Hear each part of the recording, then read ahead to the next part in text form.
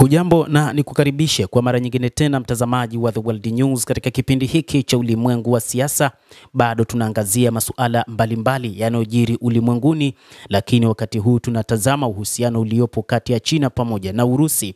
Na hii ni baada ya rais wa Marekani Bwana Donald Trump kusema kwamba wakati huu adui yao nambari moja ni Uchina, na hivyo katika kipindi hiki waziri wa mambo ya nje wa Uchina Wang Yi amefanya ziara kwenda nchini Urusi kukutana na waziri wa mambo ya kigeni Bwana Sergei Lavrov, mwanadiplomasia ambaye wameenda kujadili ni namna gani wataweza kuimarisha ushirikiano wao, hasa katika kipindi hiki ambacho mataifa yamekuwa na ukinzani, hasa baada ya kuingia madarakani kwa rais wa sasa wa Marekani Bwana Donald Trump.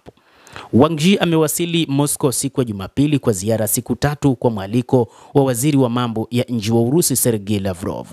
Hata hivyo walikuwa na ajenda inayojumuisha mijadala kuhusu mahusiano baina ya nchi na masuala ya kimataifa, hasa mzozo wa Ukraine na namna ambavyo Marekani imekuja kwa ajili ya kutatua mzozo huo na jinsi ambavyo Marekani imeamua kuifanya China kama adui wake.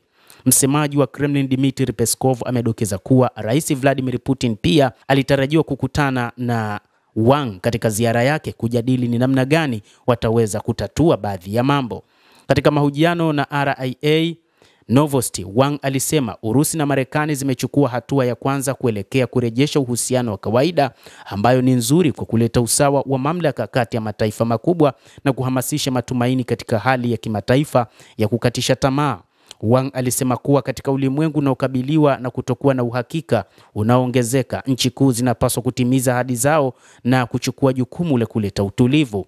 Wang alisisitiza kwamba Urusi na Marekani kama wanachama wa kudumu wa Baraza la Usalama la Umoja wa Mataifa wanashiriki jukumu la amani la kimataifa na wanapaswa kuongoza juhudi za kuhakikisha utulivu wa kimataifa. Hata hivyo, China imepongeza ushirikiano uliopo kati ya rais wa Marekani Bwana Donald Trump pamoja na rais wa Urusi Vladimir Putin, wakiamini kwamba ni wakati ambapo Putin anatengeneza mazingira ya kuhakikisha nchi inakuwa salama, kwanza kuondokana na mzozo uliopo huko nchini Ukraine, lakini pia kutengeneza mazingira ya kuhakikisha ni wakati ambapo Marekani imekuwa na nguvu katika nyakati hizi, lakini nchi kama vile Urusi pamoja na Uchina zimeamua kuonyesha ushirika wa hali ya juu. Putin na Trump walizungumza kwa simu mnamo Februari 12, mazungumzo yao ya kwanza baada ya miaka. Wito uliofuatiwa na mazungumzo ya Saudi Arabia na maafisa wa Marekani na Urusi wiki iliyofuata, ambapo walikubaliana kufanyia kazi mzozo wa Ukraine na kufungua tena balozi na kupunguza mivutano. Hata hivyo, Marekani baada ya kuona kwamba tayari ilishakuwa na uhusiano mzuri kati yake na Urusi, ikaanzisha tofauti na baadhi ya mataifa rafiki ya Urusi. Baadhi ya wachambuzi wakaona kwamba pengine ni mpango wa Trump kutengeneza uhusiano mbaya kati ya Urusi na baadhi ya mataifa, huku akimuona rais wa Ukraine Bwana Volodymyr Zelensky kama mtu asiyefaa kutokana na tabia zake, huku akimsifu sana rais wa Urusi Vladimir Putin.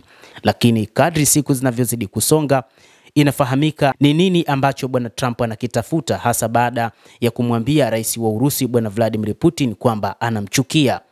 Basi mtazamaji, bila shaka umeweza kufahamu ni nini ambacho kinaendelea na ni nini ambacho China pamoja na Urusi zinaweza zikafanya kwa ajili ya kupambana na Marekani. Endelea kuwa nasi, usisahau kulike, kucomment pamoja na kusubscribe channel yetu hii uweze kupata habari hizi kwa mapana hapa The World News. Mimi ni Adam Hussein, endelea kutufuatilia wakati wote, endelea kuwa nasi.